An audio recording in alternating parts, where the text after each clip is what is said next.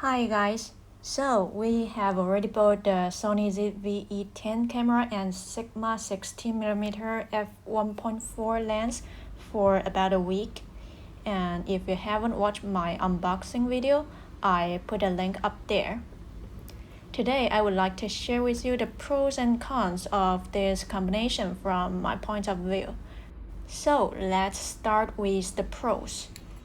First, it can create some strikingly beautiful bokeh because of the large aperture. So this is absolutely helpful if you like shooting food, portraits, plants, anything if you want to blur out a messy background. And apart from the bokeh, the Sony ZVE10 camera also has a function called background defocus.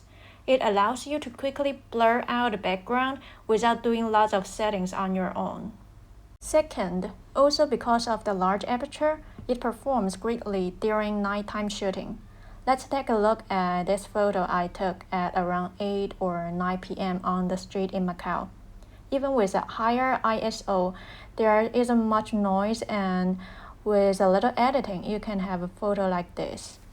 The third thing I like about this combination is that the autofocus is very quick.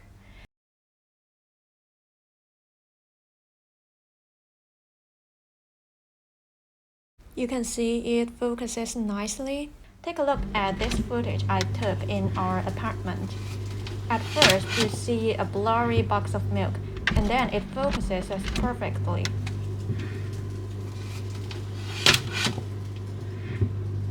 Next is the sound quality.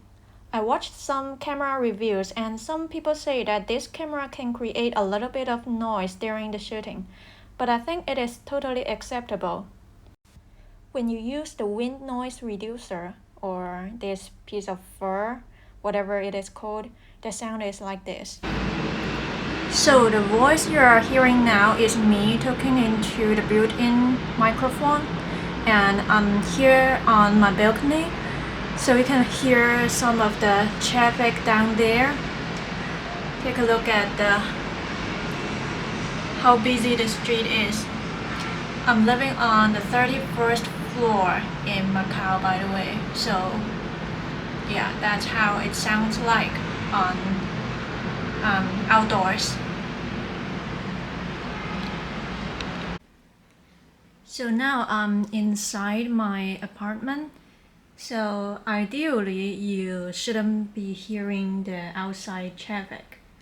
And here is my voice recorded on the built-in microphone. And I'll show you how it sounds like if this coin falls off.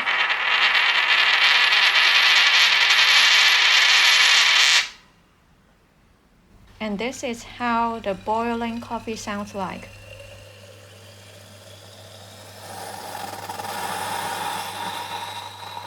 Now let's talk about the cons. The first thing I don't like is that you can only choose either 4K footage or a smaller FPS. So let's say today I want to shoot in slow motion, like 60 or 120 frames per second.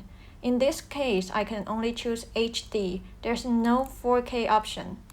And although there is a built-in SNQ mode, which allows you to shoot in slow motion, but that's also only in HD version, not in 4K.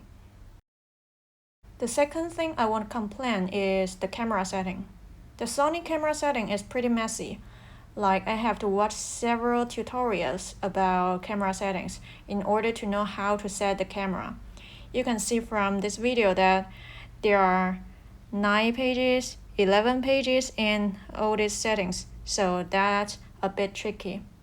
But I guess that's not a very big problem because once you get used to it, or once you have already set everything to your liking, then you don't really have to worry about it anymore.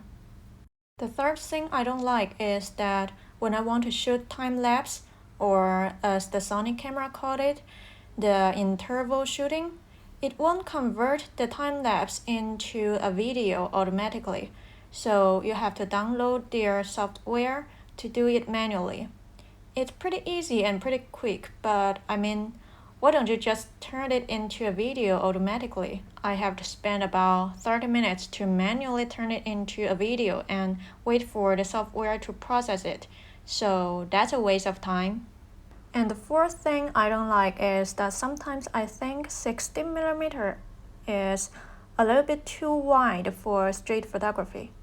At first, we bought the 60mm instead of 30mm because we thought we might use it for both landscape and portrait. And that's true, but sometimes you have to get really close to your subject in order to frame them in nicely, and that could be annoying to some people.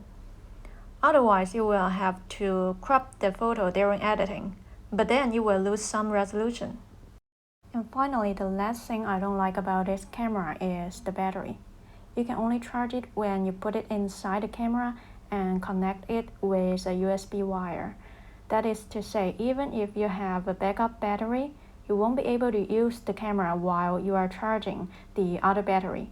So you have to either buy a battery charger like this or just don't use the camera until you finish charging. So that's it.